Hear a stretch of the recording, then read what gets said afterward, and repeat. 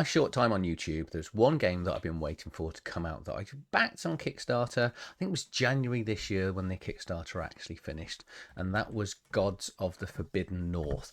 This, well, let's say these 3 volumes now, as they will be, were first brought to my attention. It was Jeff McAleer from the Gaming Gang, and he did a review of the first volume. And I'd been looking at the first volume for a little while on Drive-Thru RPG, and then I found out there was the 3rd volume was coming out, and you could get all 3 volumes on this one Kickstarter. So, long story short, I have now backed successfully, and obviously the pledges have now been sent out for the 1st and 2nd volumes. Rob has sent me the PDF copies. Well, he sent them out to not just me, to all the Kickstart backers. So in this video, I'm going to be taking a look at the Gods of the Forbidden North Volume 1. So this is just my first look at it. I'm not going to take you through everything that's arrived because, wow, there are 2 zip files that have come with the core rulebook, which is, one is all the maps and then one is all the artworks. And the artwork, I think, had, it must have been 8 million attachments. It wasn't quite that many, but it felt like that looking at it, which appears to be all the artwork from the book, which obviously we'll look through as we go through the book. And then the other one is all the maps. So if you're going to run through this on Roll20, something like that, this is my intention to run this whole campaign on my Discord. I've already got most part of a group that wants to join in. So obviously if you are wanting to do that, please use the link for the description for my Discord. Come and join on there. So it's going to take me a little bit longer to read this than I thought. I don't know what I was expecting, but I've had a look. Well, I've loaded up the PDF to look through. I haven't really looked at it yet, and as you can see here, it is 482 pages. So it is my intention to run this. I'm going to run it over Discord on, I think, Roll20 probably. Maybe Foundry. Roll20 is the one I've been using for a while. Anyway, I've rambled for long enough. So I'm going to do a follow-up video with Volume 2. So we're going to see all the maps and all the artwork as we go through the book. But this is my first look through the book. Hopefully we're not going to be here for 7 or 8 hours because it's 482 pages. The plan's just to have a bit of a sort of speed flick through so you can see what's included. I can have a chance to see what's in there, how the book's laid out, and give my sort of thoughts on, am I actually going to be able to run a 482 page book that might take me a while to read? So let's just get straight over to the book now. So there's probably late pledges available. I don't know. I probably should have checked, but I haven't. Actually, the 1st and 2nd volumes are available on Drive-Thru RPG, so you can pick them up from there. The 3rd, so you might be at late pledges, but if you want to buy a copy of this, I will include my affiliate links down in the description of the video, because it looks absolutely amazing. Jeff McAleer said it's amazing. It's his fault I've bought this. So if it's then my fault that you've bought this, then I'm sorry in advance. But yeah, please do use my affiliate link. It just helps me sort of pay for things like this, and I can bring more details and videos up. So here we have Gods of the Forbidden North Volume 1. So there are 3 volumes in it. It is designed for old school essentials, but it is easily converted into other things, I am being told. So I'm on the Discord as well for this, and there's lots of people talking about different rules and different ideas for running it for different rule sets. But I have actually picked up old school essentials, and I believe, hopefully, if I've bought the correct one, you need the advanced rules. So here's the front cover, and this is one of the things that drew me into this when I first saw it on Drive-Thru RPG. It very much feels Lord of the Rings, Game of Thrones, Frozen North, Beyond the Wall, that sort of feel to it. So here is the adventure campaign idea. So on the Arctic frontier, at the border between the mountains and the wastes beyond, looms Castle Tharganon. For centuries, the Skull God ruled his domain from the blackened throne, but 20 years have passed since the routing of his armies, and now the castle lies abandoned with riches unclaimed. Yet death still lurks in the shadows of the ruin, and ancient doom arises from the depths of the place. King dead, let's go there. Let's go and find the ruins and discover what's in there. I guess that's your initial plot. This is, so it's Pulp Hummock is the company that produced it, and it's been written by author, designer, and managing editor Robert Alderman, who is an incredibly friendly, nice, approachable man. He's got his own Discord. He has joined my Discord, so you can come over to his or mine, use mine, and then his. So he's really open and helpful on the Discords if you've got any questions. Right, so here is the map of the Forbidden North. It means nothing to me as yet. I'm guessing this is the castle from the front cover, and maybe you're based here. I don't know, but here we got the table of contents. Cool. There's hyperlinks for everything. Brilliant. I do love it when people put hyperlinks in for books. So we've got 479 pages. So we've got an introduction chapter before we even get to chapter 1. That's going to take you a nice 13 pages. Chapter 1, which is the ancient tales of the frigid Tetherion. Possibly maybe that's a background to the world. Chapter 2 is the subarctic society, so that's going to be some sort of cult or how the people work and interact with one another. The city under Aurora is chapter 3, which is the city of Valkengard. Looking at that, which is then going to detail the populace. So this is all still background. Then we've got the Eye of Jakara, which is the Voyage of Heroes. Where does the actual adventure start? Maybe it's there. I don't know, because this is... I think it's a very sandbox adventure from what I remember. So we've got prologues here, part 1, part 2, part 3, and then experience and monsters. Okay, so the adventuring areas, let's say, seem to start from chapter 4 onwards, because you've got magical items, experience, treasure tables, etc. in there. Morkal's Tomb. I do love that. That's one of the things that it's why I like Shadow Dark. Apparently, this is quite easy to convert to Shadow Dark as well. Is the starting rule book has got a really good sort of dungeon crawl, and there's lots of this. The second book, I believe, is based on a lot more underground. This is predominantly based overground. Then we've got the bog ruins of Fort Enkavar, the Lake Barrow of 8, which I can read as chapter 8. And then we've got the Lost Temple of Ninchaga. And finally, chapter 10 is Watcher on the Water. And then we've got 100 pages of appendices, which is going to include magic items, rules, appendix rules, quest and discovery rewards. Dad, this is absolutely rammed. Krull. I did like Krull as a film. If you've never watched Krull, you really need to go and watch it. It's Liam Neeson, isn't it? Is in it. It's got and Tucker Jenkins from Grange Hill, if you're of a certain age, and Lizette Anthony, which I'm sure most men my age will fondly remember. So it's an overview of the module with this. So there's an errata here, old school Renaissance. Okay, so referee's book. Read aloud. So it's got like a standard role-playing game. It's got text boxes here for reading out loud. Encounter frequencies, whether you're rolling and adventuring around. I'm not a massive fan of random encounters, but the rules are here. I don't mind randomness to an adventure. I kind of like to have rolled them out beforehand, so I know what the monsters, the creatures, the encounters are going to be, and I like them to add to the adventure, not necessarily be completely random. So actually, here we go. This is good. So this is a nice summary of the book. So chapter 1 all the way through to the the glossary of names and appendix. So chapter 1 is a history of the major events. Chapter 2 is a primer on the cultures, races, and languages.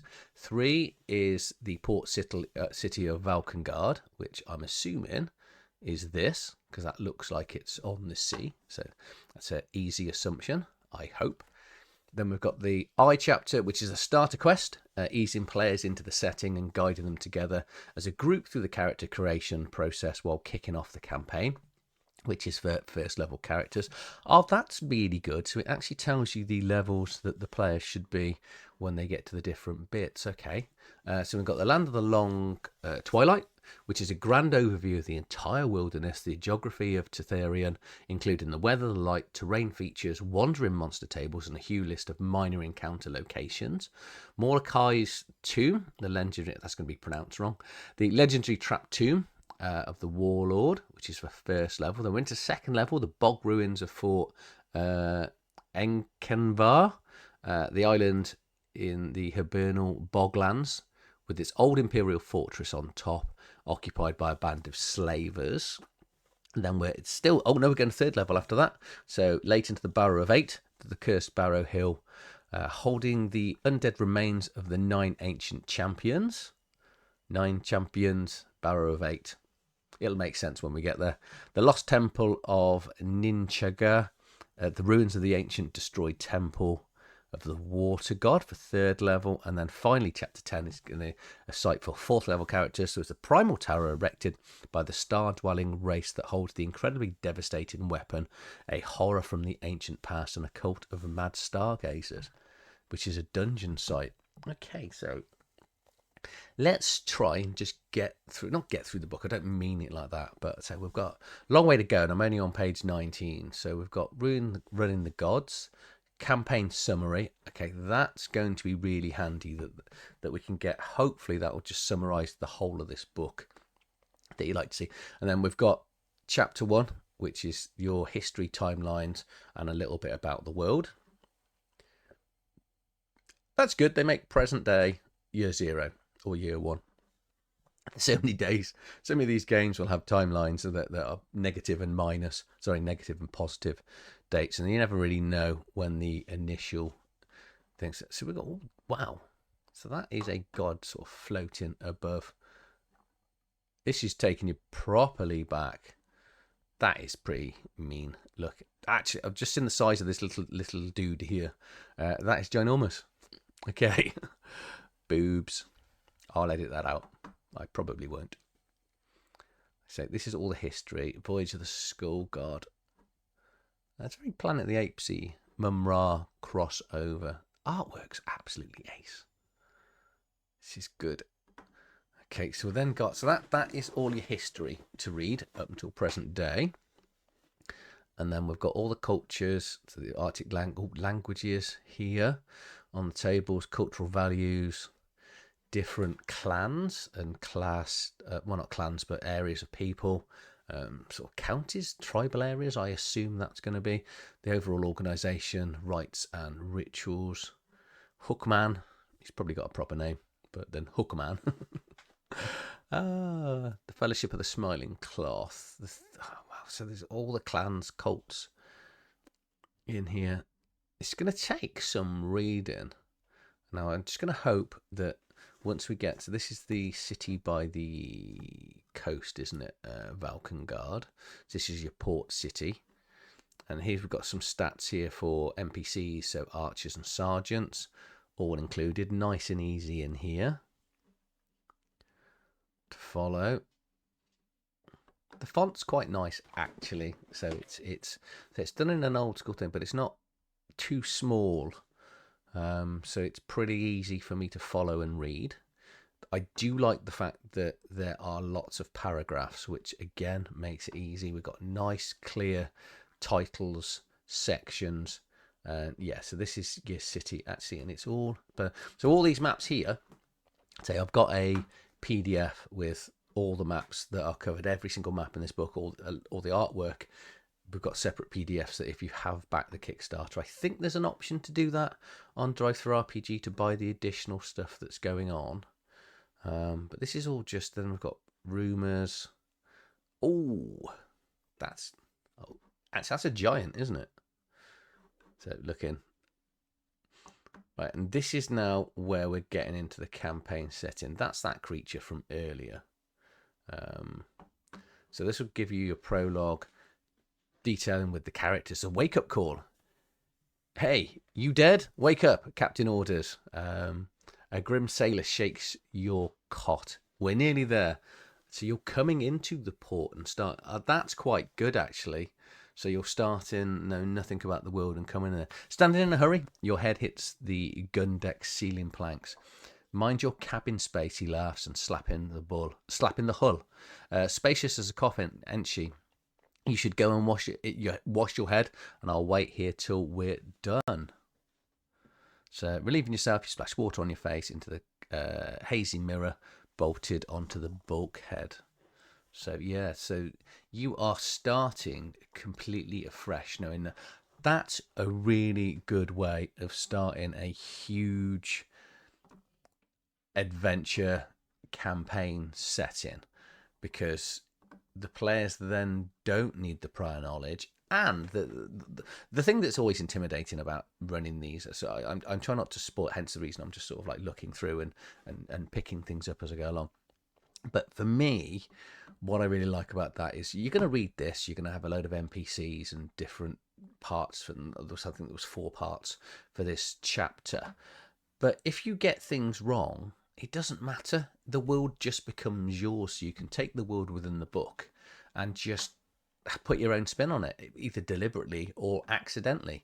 And I think one thing especially I was very worried about as a new games master, so we're then into the land, so this is now getting us into the land and going on, was you always think that if you miss something out in the book, random weather tables, that all the players are going to know. They don't know. They haven't got a clue what you've missed out. And even if they have read it, no one should be so impolite to actually point out. Because I'd like to think if I've ever ran an adventure and someone else has actually played or ran that adventure before, they'll either duck out, or if they're going to play it, just play it like you don't know anything.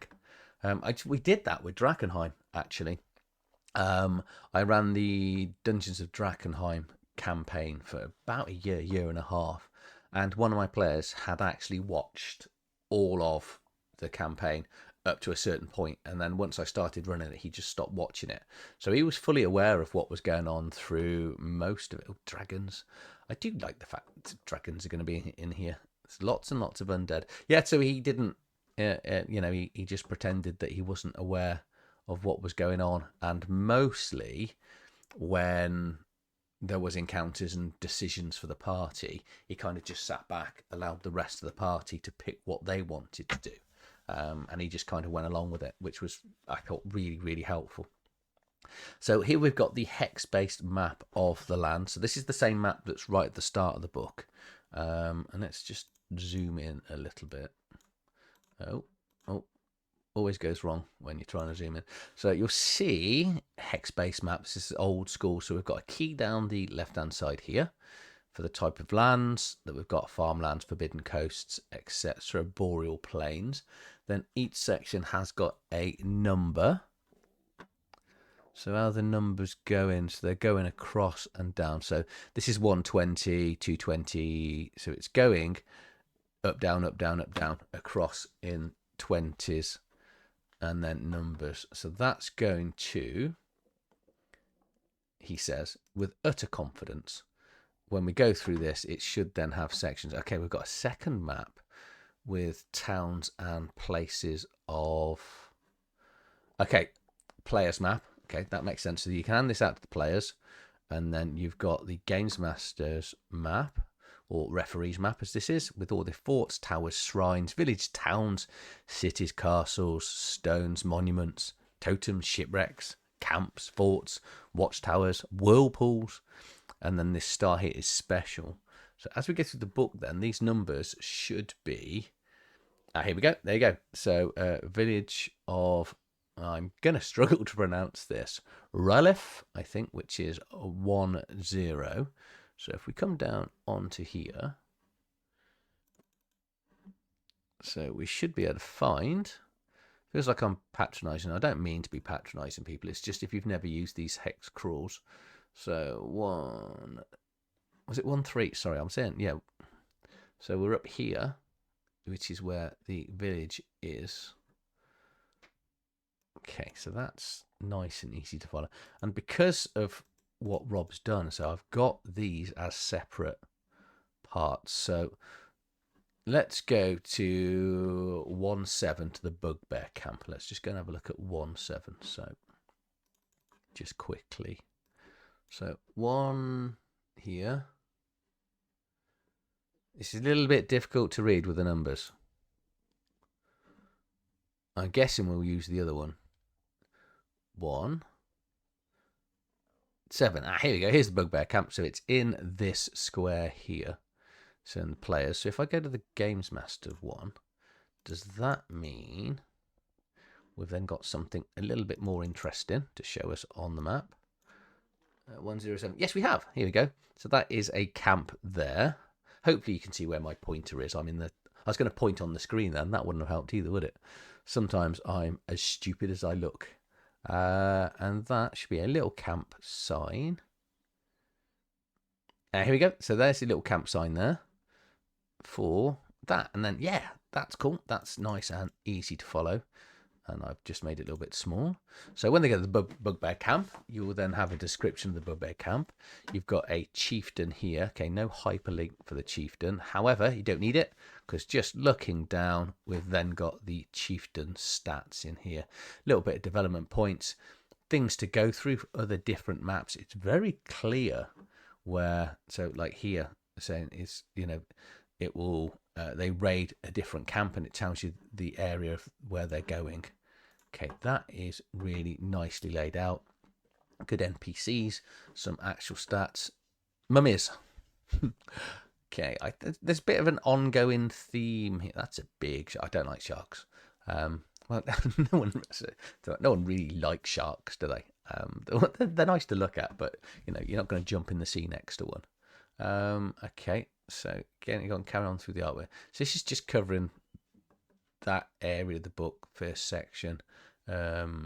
Lakes, NPCs, all of these maps. So this is what I was saying about the other PDF. So these will be on, so I can easily upload this onto Drive-Thru RPG, Roll20, something along those lines. So this is very much open. Players can go wherever they want and do whatever they want. I will get I'm going to say, am I going to do a full review of this at some stage? I don't know. It's going to have a lot of spoilers, so I don't think I kind of want to, but I will come back to this. So at the end of the chapter, we've then got the conclusion, adventure rewards for what they've killed and what they've done. So there's total 230,000 XP available on this, depending on what they've done, and different treasure tables. So we're going to have, and then magic items. And I think from when we looked at the contents, it's going to have that for each of the other, it was 10 chapters, isn't it? So now we're starting to get into sort of dungeons, how the dungeons are going to be laid out. So all reporting back, obviously, to the map. That's a shorter chapter. So I wonder then, as you go, it's going to, isn't it? Because I think the first chapter, because it's open, the players can go where they want. These are going to be a little bit more sort of narrower in choice, because it's going to be start directing players to go into certain areas and do certain things. More sort of crawls, dungeons. These things are always really good to put in sort of larger insects with paralytic disease when it bites people. That sounds friendly. Oh my god, what is that? It's some sort of portal somewhere. Okay.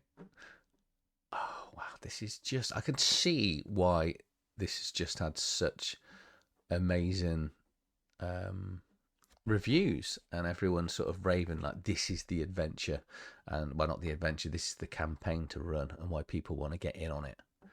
I wonder if this will turn out to be as epic as things like the Enemy Within campaign, which is an incredibly revered campaign.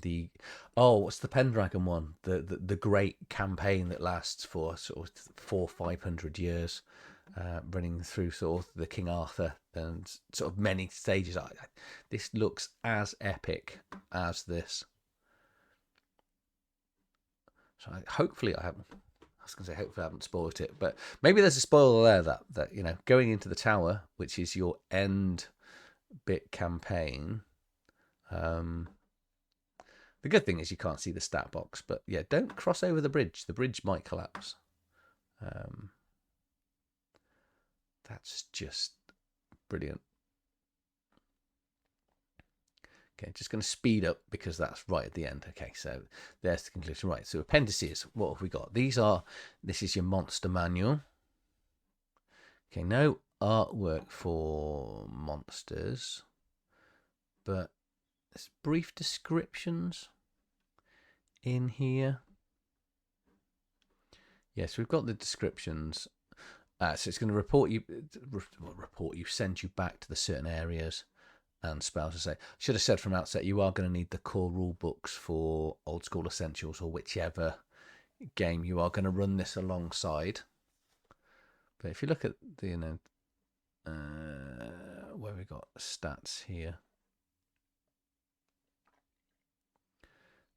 AC hit dice, Thaco. Yeah, so this is running off AD&D technically, and you're going to need to run it through, say, Old School Essentials, the Advanced Edition. So, because that's where your Thaco comes in. To hit Armor Class 0, or as Aid says, I can't understand it, and everyone thinks I'm a moron for not understanding Thaco. And I keep getting told it's a very simple thing to do. I am starting a Dark Sun campaign next. I think it's next Saturday it starts, but we're doing it on Drive Through RPG. What do I keep wanting to say? Drive Through RPG. We are doing it on Roll20, so Roll20 is going to work it out. So I'll know whether I've hit or miss with that. So we've then got a load of magical items. This is nice. So they've got some background into magic items and what they do, the areas you're going to find them, which is considerably better than other games where they just go, here's a magic item and a name for it. No, there's not even always a name for it, is there, in other games? New spells, so spells specific to that world, referees, rules, and we are heading actually towards the end of the book. I've done quite well. I thought this was going to take me 3 or 4 hours to get through, and I was determined I didn't want to make it more than sort of 25-30 minutes looking through. It's what these quest and discovery rewards. Okay, so this was right at the start, wasn't it? It was just covering different areas. So this is the XP that you can give to players for going into the different hexes and sort of discovering and going through stuff as they're going through each of the chapters. Okay, that's quite good. Got a glossary of names. So this is right at the back of the book. It will say certain names of people and then where they are and a little bit about them looking at it. It actually includes physical places as well. So we've got like Markham Street, which is the primary market square for the middle class residents of the downtown and Stonegates district. I think I noticed named people as well. Malaku, members of the, Chaorum's 3rd rank. Yeah, so Lady Thora, so it does include places, things, nouns. Is that the right word? It's been so long since I went to school. And then we've got a really, really tiny Old School index that I can't read, but there are hyperlinks. That's quite cool. So there's not hyperlinks on the bits that are there,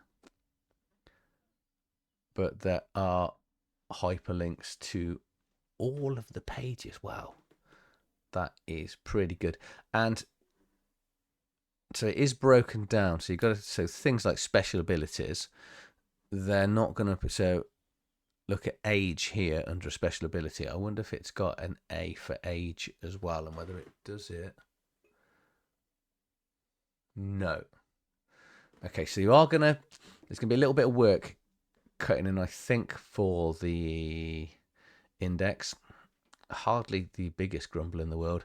Then we've got a list of the supporters at the different levels.